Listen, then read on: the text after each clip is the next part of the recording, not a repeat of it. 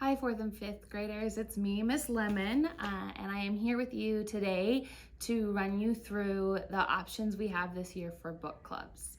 So if you are new to book clubs, that would be our fourth graders or some of our fifth graders.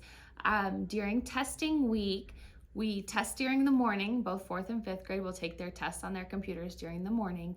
And then in the afternoon, we split up and get a chance to explore some books. And through that process, you get to also go to a new teacher's classroom.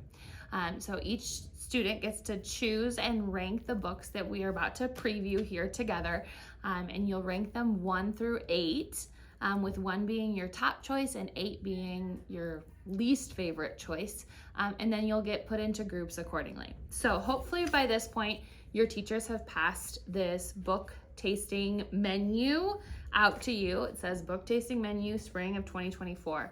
You probably are already looking through and excited, hopefully, but you'll be able to, right now I'm gonna run you through and I'll show you what each of the books are. So we're gonna just go on the order of the book tasting menu, and then at the very end, you will rank them in order. So the book cover is here and you'll write your number. So starting with your first choice all the way through number 8, okay?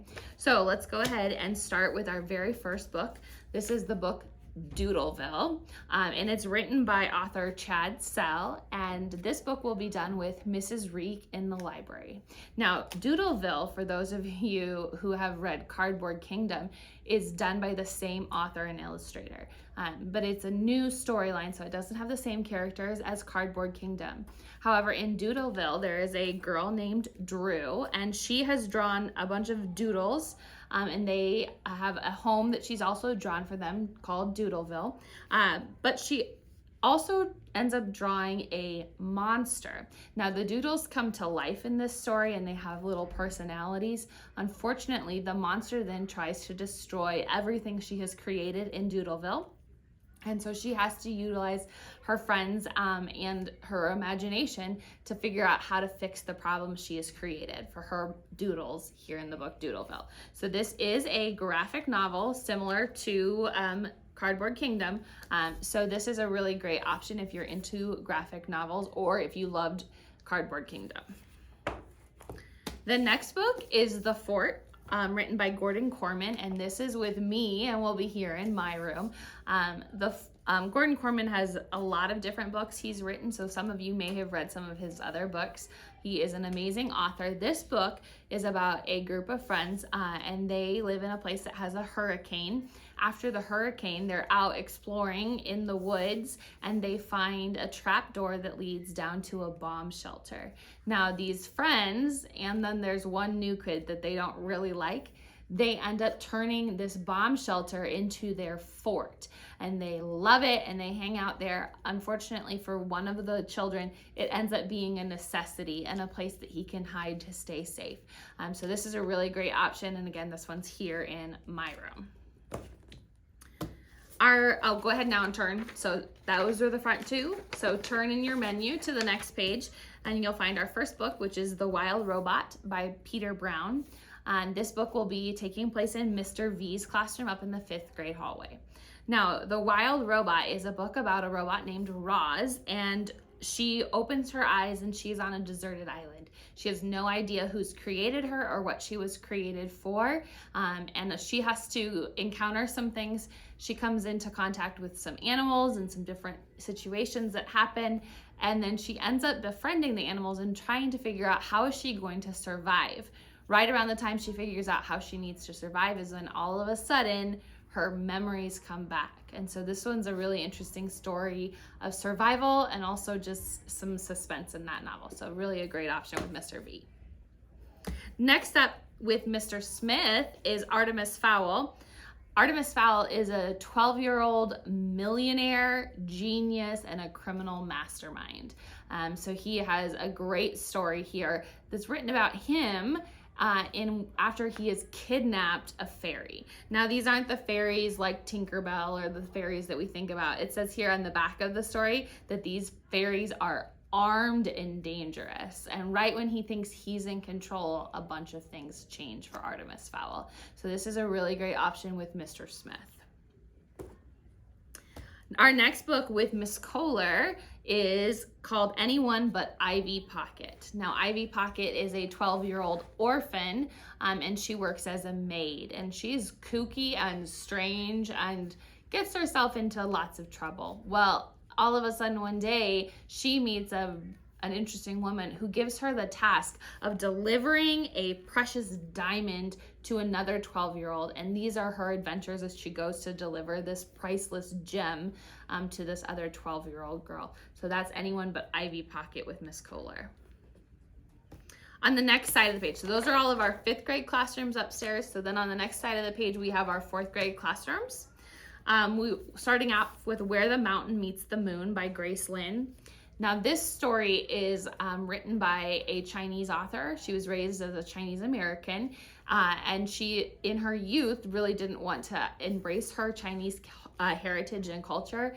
But then as she grew to an adult, she decided to embrace it more and traveled to China and began to learn of the Chinese folk tales. And she writes this book based off many different folk tales from China itself. And throughout the book, there are illustrations, which are beautiful and in color. And these are illustrations she has drawn of actual places that she visited in China that go along with the Chinese folk tales. It's a very interesting book and truly very unique. This one has also won an award for its uniqueness. So a great option for you. And that's with Miss Shelley, who's here for Mrs. Hesse. So that will be in Mrs. Hesse's room. Then we have Mighty Jack. This one is also a graphic novel, and it is written to be similar to the fairy tale story of Jack and the Beanstalk. In the original story, Jack and the Beanstalk, Jack sells his prized possession of a cow for a package of seeds, and then takes the seeds and plants them, and it creates a magical beanstalk. Well, in this story, Jack trades his single mom's car for a packet of seeds and then plants them with his autistic sister, and they end up creating and growing a huge magical garden, and it's full of dragons and all sorts of evil things, and it follows their journey.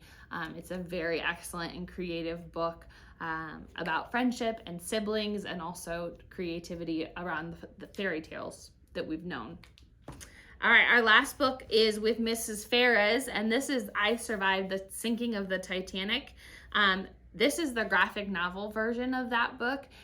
If you don't know the story of the Titanic, it's a true story of a ship, a cruise ship, that was on its very first journey across the ocean, and it hit an iceberg and sank, killing many of the people on board. This is the story of George and his sister as they travel on the Titanic with their aunt. And through this story, you'll find out more about the Titanic, as well as will he and his sister survive, and if so, how, and their journeys. Again, this one's a graphic novel as well. So this is a really unique version of these stories. If you've read any of the other I Survived stories, you know that normally they're not or they come in versions that are not also graphic novels. So this is different than the regular book that's not a graphic novel, though it tells the same story but uses the format of a graphic novel. So now that you've heard about all the books, you'll turn to the back page. So as you think through these books, I want you to think about what book most interested you. Which one would you want to read in a group of people with a teacher that's not normally your classroom teacher, or maybe it is your classroom teacher. The book that you most are interested by, choose and write a number 1 in the box next to that book cover, and then go forward from there, because we don't make a promise that everyone will get their first choice. We do our best to get everybody their first choice. However, sometimes books fill up, and we try to keep our groups small so that we can enjoy this experience. Okay, so you're going to label them all 1 through 8 being your last book choice option, and then make sure your name is on here, because we cannot get you into a group if your name is not on your book club menu. And then once you're done with this, you're going to give this back to your teacher so that we can get you sorted into a group accordingly. If you have any questions about the books, you can find me throughout the day. I have read almost all of these first books. I'm just finishing up my last one now, and so they are all excellent books, and I'm really excited to hear how you come to enjoy these books as well.